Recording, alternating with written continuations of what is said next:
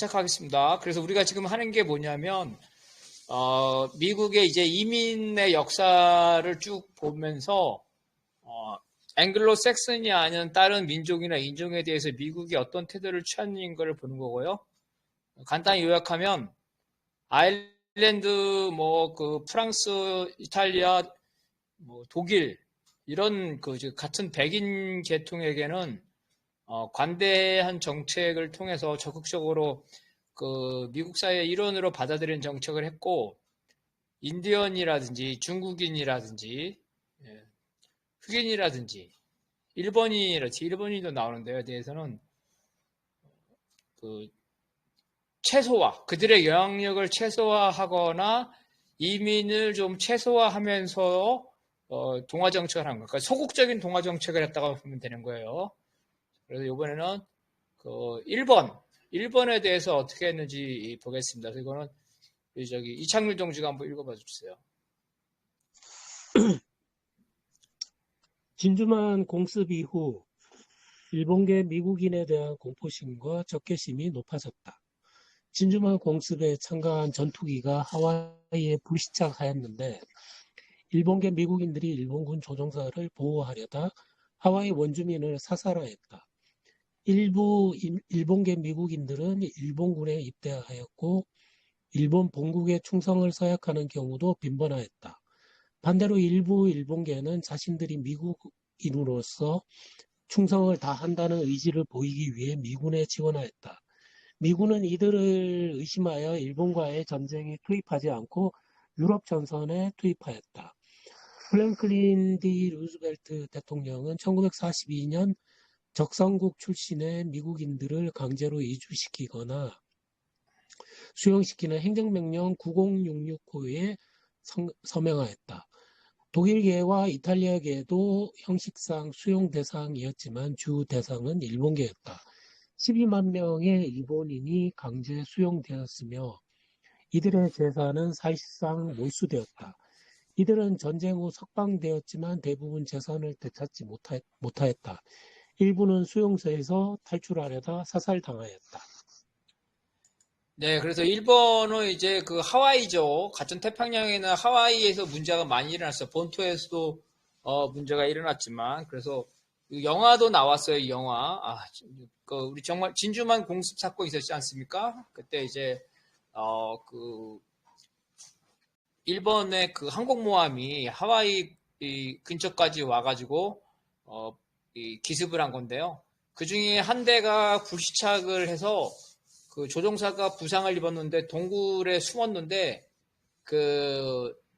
하와이에 있는 일본계 미국인이에요. 미국 사람인데 일본계예요. 그래서 이 조종사를 계속 치료를 해주고 먹을 거를 갖다 주고 그랬었는데 결국은 하와이 원주민한테 들킵니다. 그래서 이거를 감추기 위해서 하와이 원주민을 죽여요.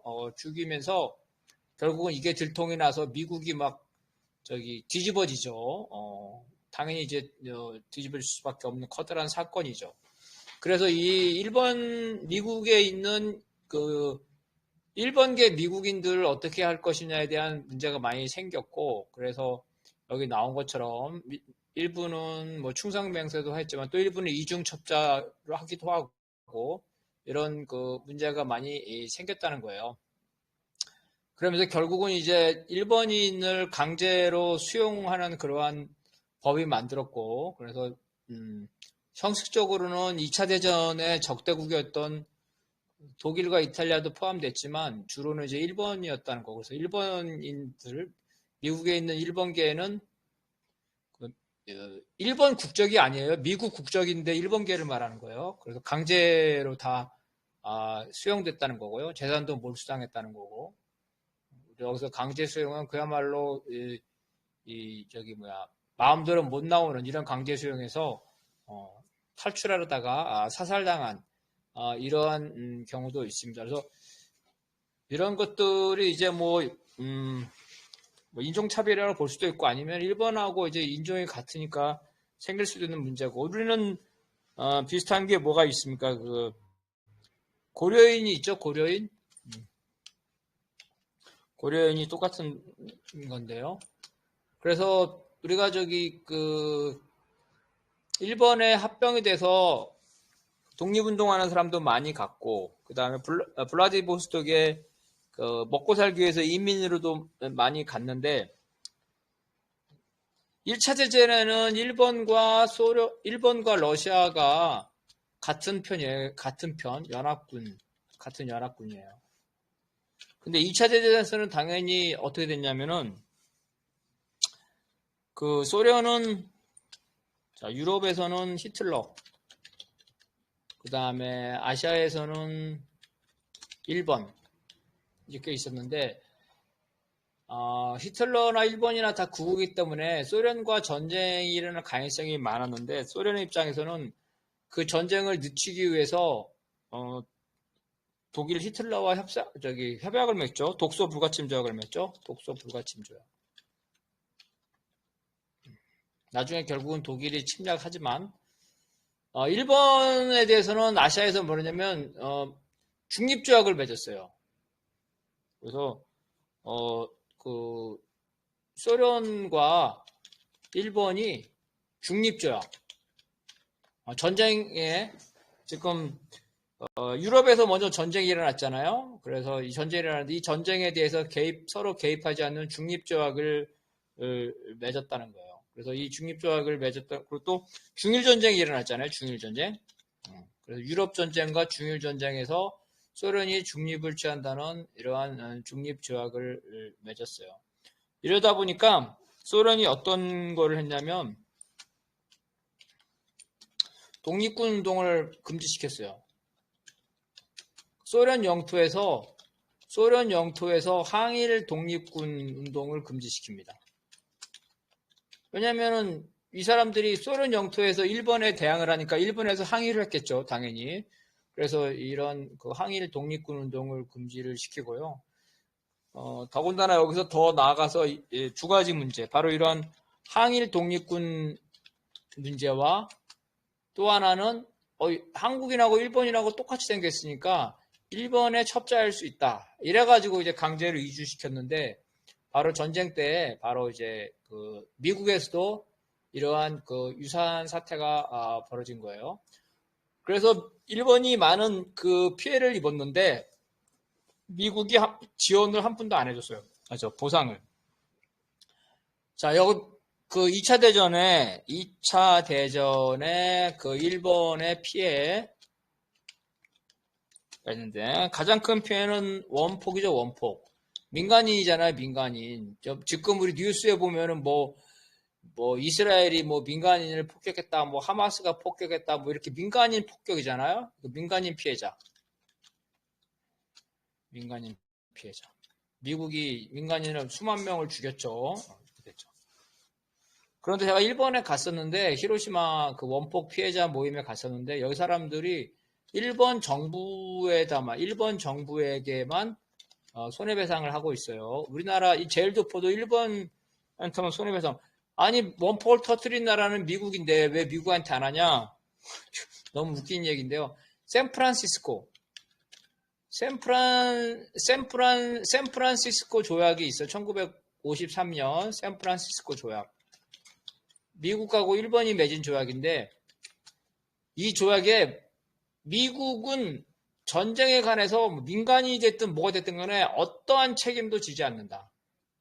그런 조약을 맺었어요. 일본하고 미국하고. 그래서 원폭 문제뿐만 아니라 2차 전에 생긴 모든 문제에 대해서 미국은 하나도 책임지지 않습니다. 근데 우리는 우리는 일본한테 일제 식민지 보상을 요구했잖아요. 그러니까 일본 애들은 이런 거예요. 야, 우리는 미국한테 그렇게 당했는데도 국제법에 의해 가지고 미국한테 손해배상도 못 하는데 니네는 우리한테 손해배상을 청구해 이러면서 미국한테 가서 그러는 거죠. 야, 이거 잘못된 거 아니냐? 그러니까 미국 애들이 자기들이 그런 나쁜 짓을 했기 때문에 은근히 일본 편을 들 수밖에 없는 거죠. 그래서 미국이 과거사 문제에 대해서 한국 편을 듣는 게 아니라 일본 편을 듣는 거예요. 자기들이 바로 일본한테 했던 못된 짓을 일본이 고대로 배워서 한국한테 했기 때문에 그런 거죠. 그래서 이렇게 미국 놈들이 이렇게 했답니다. 이게 일부는 모르겠어요.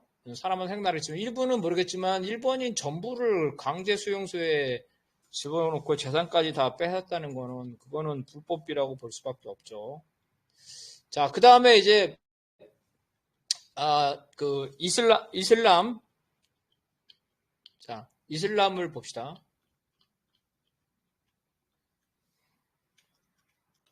이슬람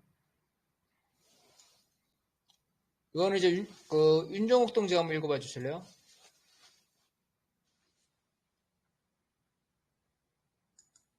이스라엘을 증대하면서 예. 이슬람 국가와의 교류가 급증하였다. 중동과 아프리카의 이민자들이 증가하면서 미국 내 이슬람 신자가 본격적으로 늘기 시작하였다. 테러와의 전쟁 이후 이슬람을 믿는 미국인들이 이슬람 테러 조직에 동조하거나 테러에 가담하면서 이슬람계 미국인들에 대한 동화 정책이 강화되었다. 미국 정부는 강경한 이슬람 신자들을 온건한 이슬람 신자로 바꾸기 위해 이슬람의 미국화를 시도하였다. 즉 미국 정부는 이슬람 문화를 미국식으로 변형시켜 미국 문화의 일종으로 수용하고자 하였다. 네, 이슬람은 뭐 여러분 아시다시피 되게 강경하잖아요. 개종시키기 되게 힘든데 그런데 이제 미국이 당연히 이슬람 신자들을 그 이민자로 받아들인 걸 원하지 않았겠죠. 그런데 이슬람이 많이 왔던 건 뭐냐면 미국이 이 테러와 전쟁 때문에 그래. 테러와 전쟁. 테러와의 전쟁. 그래서 이라크, 그죠? 맨 처음에 한 게 사막의 폭풍인가? 1993년?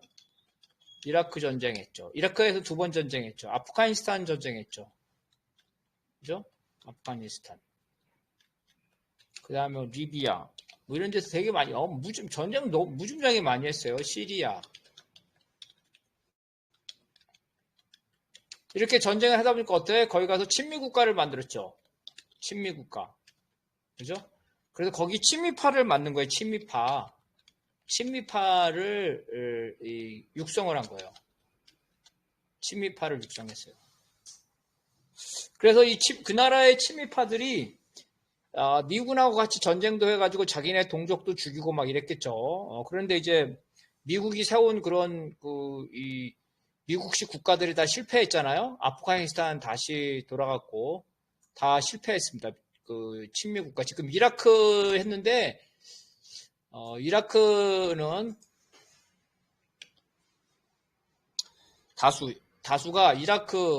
다수가 어디냐면은 그 시아파예요. 시아파. 이란하고 같아요. 이란과 같다. 다수가. 그 지금 시아파 정권이에요. 옛날 후세인은 뭐였냐면 후세인은 수니파 했어요. 그래서 후세인은 어떤 인간이었냐면 이라크 인구의 다수가 시아파인데 소수파 수니파 출신인데도 정권을 잡았은 거예요. 당연히 미국이 지원해서 정권을 잡았죠. 미국이 후세인을 키워준 거죠. 그죠? 그런데 후세인이 미국에 도전하면서 중동에 자기가 지배자로 나서려다가 무너진 거 아니에요? 그래서 후세인을 무너뜨려서 반대파인 시아파 정권이 생겼는데 이 시아파가 이란과 같은 파예요. 그러니까 시간이 지날수록 지금 이란하고 가까워지고 있어요. 그래서 얼마 전에 몇 년 전부터 이라크에서 미군 철수를 요구했어요. 미군 철수. 미국이 이라크를 만들어서 친미정부를 만드는데 이라크에서 미군 철수를 요구해서 2, 3일 전에 나온 뉴스예요. 모든 미군이 이제 다 철수했어. 마지막 남아있던 미군이 뭐냐면은 군사 고문단이었대요. 그래서 이라크에 있는 모든 미군이 철수했고 이라크에 남아있는 미군은 이라크 내 소수민족인 크루드파. 크루드족이죠. 크루드족. 이 크루드족 지배에 있는 이 분쟁지에게만 미군이 남아있고 다 철수했다는 거예요. 그러면 이제 이런 문제, 아프간에 어떤 문제가 생기냐면 미군이 철수하면은 거기 있던 친미파들은 어떻게 할까요? 미군이 철수했으면 친미파. 가만히 있으면 돌에 맞아 죽겠죠. 어떻게 해야 돼? 미국이 다 걷어들여야 되죠. 그래서 어쩔 수 없이 미국이 이슬람 이민자들을 받아들이기 시작한 거예요. 최근에도 이게 엄청난 문제가 됐죠. 아프가니스탄에서 갑자기 미국이 후퇴했잖아요. 미국이 후퇴하면서 아프가니스탄 통역이라든지 미군에 협력했던 사람들을 바이든 시대에 받을 수밖에 없다는 거예요. 엄청나게 받고 있어요, 지금도. 근데 트럼프가 이걸 다 중단시켰죠. 그래서 이 친미파 이슬람들이 미국의 이민자로 들어온 거예요. 혜택을 받아서. 들어와서 보니 미국이 하는 짓이 해도 해도 너무하죠. 해도 해도 너무해. 그래서 이 친미파들이 뭐가 돼요? 반미파가 돼서 미국에서 테러를 일으키고, 이게 외로운 늑대예요. 한 10년 전에 어떤 일이 있었냐면은 이슬람 신도인데 장교예요, 장교. 장교인데 막사에 들어가서 총을 난사해가지고 수십 명이 죽었어요, 미군들이. 그래서 이런 원래 친미파로 왔다가 미국이 하도 그러니까 테러를 하는 거. 이건 뭐 일상적인 얘기예요, 일상적인 얘기. 우리가 잘 알고 있는 누구예요? 오사마 빈 라덴. 오사마 빈 라덴이 친미파죠? 오사마 빈 라덴.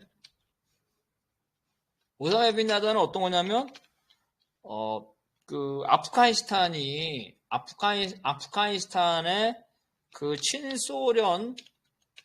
친소련 공화국이 생겼잖아요. 그러니까 이슬람들이 이 친소련 공화국을 갖다가 이슬람 국가로 만들려고 했다는 거 아니에요. 이게 사우디아라비아, 그죠? 사우디아라비아도 여기서 돈을 대주고. 그래서 사우디아라비아의 왕족 출신이 오사마 빈 라덴이고, 그래서 이 친소련 국가를 무너뜨리기 위해서 사우디나 미국에서 탈레반들한테 돈과 무기를 준 거예요. 그래서 키워준 게 오사마 빈 라덴이에요.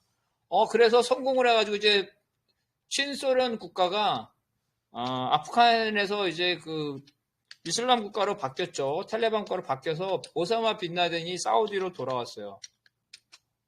돌아왔더니 사우디는 어떤 거냐면 미국의 중동에서 순위파의 성지예요.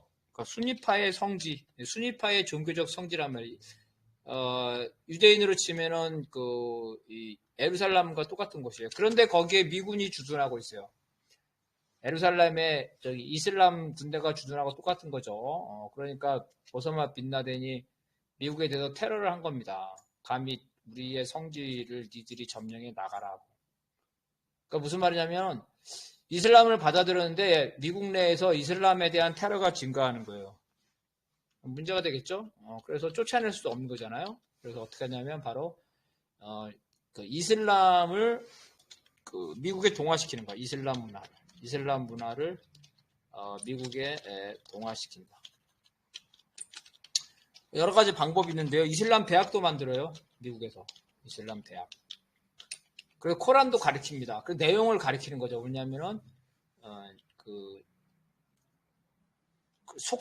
세속적인 종교로 바꾸는 거예요. 기독교처럼 세속적인 종교. 뭐 이런 거죠. 종교와 정치는 분리해야 된다. 뭐 이런 식으로. 이슬람은 원래 종교와 정치를 분리하지 않죠. 종교와 정치는 분리해야 된다. 히잡이나 이런 것들은 개인의 어떤 이 선택이다. 강요가 아니라 뭐 이런 것들이죠. 그리고 남녀 차별, 이슬람이 가부장적이죠. 남녀 차별, 이런 가부장적인 거는 인권에 반한다. 이런 식으로 해서 온건하게 바꾸는 이러한 동화 정책을 하고 있어요. 그래서 얼마 전에 최근에 일어난 게 워싱턴에서 또 테러가 일어났죠. 워싱턴에서 연방군 병사, 여자 병사하고 남자 병사 2명을 총으로 쏴서 1명이 죽고 1명이 부상당했잖아요. 그 테러한 사람이 바로 아프간에서 미군의 통역으로 한 사람이에요. 미군 통역.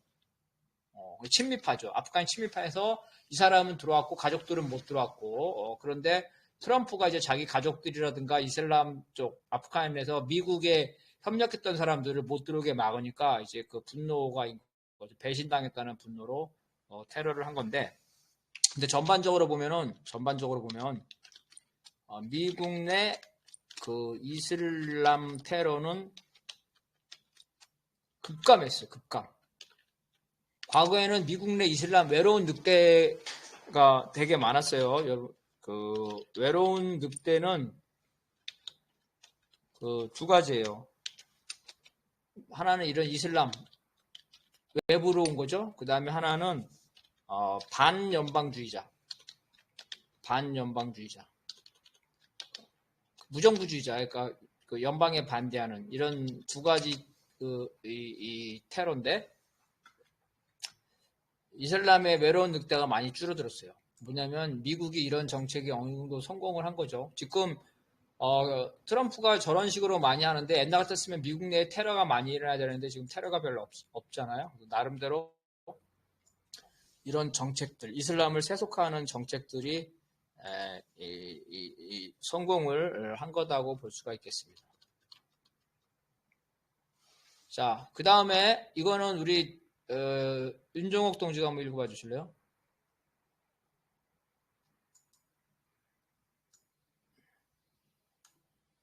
는 인디언을 제외하면 독립을 요구하는 소수민족이 없다.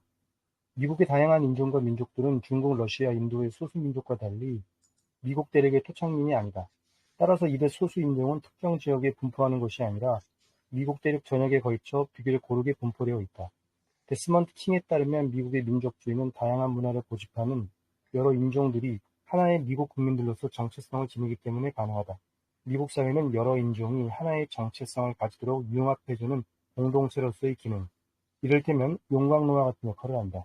다시 말하면 어떠한 인종도 미국에 오면 미국이라는 독특한 사회에 동화가 된다는 것이다. 이처럼 미국 내 다양한 인종과 민족들은 자신들의 정체성을 일부 보존하고 있지만 궁극적으로는 여러 인종적 특색이 혼합된 미국적 정체성이 포괄되어 있다. 즉 미국인들은 민족과 인종이 다양함에도 미국인이라는 소속감과 미국 문화를 수용하고 있으며 단일국가에서 볼 수 없는 독특한 미국식 민족주의를 공유하고 있다. 예, 지난번에 양기동지가 물어본 건데 이제 중국과 미국의 차이점이에요.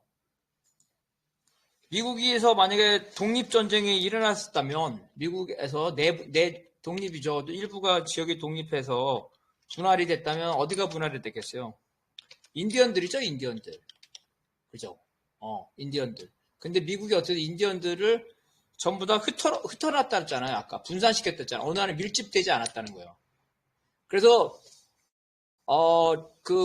미국에서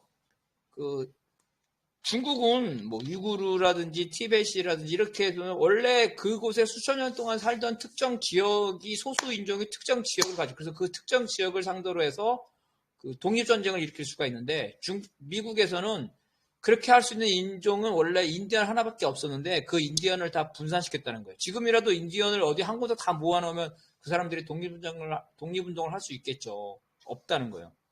그 인디언을 제외하면 없어요. 가장 많은 게 흑인인데 흑인도 아다시피 여기저 원래 한 곳에 있던 거 아니 토착이 아니죠. 여러 곳에 흩어져 있죠. 그래서 미국의 인종 문제가 심각하잖아요. 그래서 인종 문제 때문에 미국이 망할 것 같지만 그래서 미국이 내분이져도 나라가 쪼개지는 건데 아무리 인종 문제가 심해도 나라가 쪼개질 리가 없다는 거예요. 이게 이 중국과 미국의 차이입니다. 그래서 중국은 유구리 투베라든 이런 데 막 분리독립운동이 있죠. 미국엔 분리독립운동이 지금으로서는 없어요. 과거의 분리독립운동은 뭐요? 백인 간에 있었던 거는 남북전쟁을 통해서 이게 시민전쟁인데 남북전쟁을 통해서 한번 정리됐다는 거예요. 그죠? 이렇게 돼서 그래서 미국의 문화에 다양한 인종들을 흡수시키고 있고 그래서 정체성이 약한 인종들은 완전히 흡수하고 이슬람처럼 정체성이 강한 데는 일부 그 정체성을 인정하면서 흡수하고 그래서 이거를 이제 중국은 중화주의라고 그러죠. 중국은 중화주의로 소수 민족들을 자기네로 중국 문화로 흡수시키는데 미국도 나름대로 이렇게 하고 있다는 건데 중국과 미국은 다르다. 중국은 여러 가지가 있는데 이제 키신저의 책이 있어요. 키신저의 책에 세계질서라는 책이 있는데 거기에 이제 중국이 어떻게 하면은 주변의 소수민족들을 동화시키는지 나오는데 거기에 보면 이런 얘기가 나오더라고요. 그 변방의 소수민족이죠. 이렇게 그들에게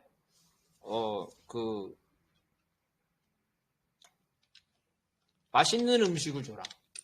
중국의 맛있는 음식 이거를 주라. 그래서 그 맛있는 음식에 길들이게 하라. 그들이 땅이 없어서 돌아다니면 그들에게 땅을 줘라. 그래서 그들이 여기저기 돌아다니는 게 아니라 한 곳에 정착하게 해라. 그들이 농업 기술이 없으면 농업 기술을 줘서 거기에서 유목민들을 이 농민으로 만들어라. 그들이 집이 없어서 돌아다니면 그들에게 큰 집을 지어줘라. 그래서 그 큰 집에 만족해서 거기에 살게 하라. 이렇게 그런 중국에 그런 게 있대요. 소수민족이나 변방민족을 다루는 방법이 있다는 거죠. 그렇게 그게 틀린 말이 아닌 거죠. 그죠?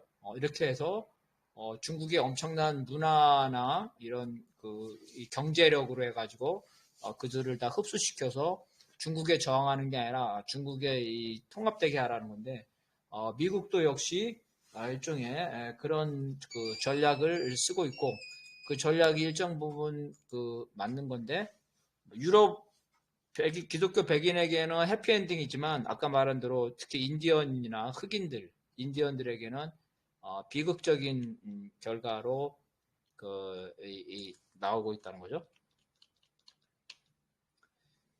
자, 이거는 우리 다시 오진우 동지가 한번 읽어봐 주실래요?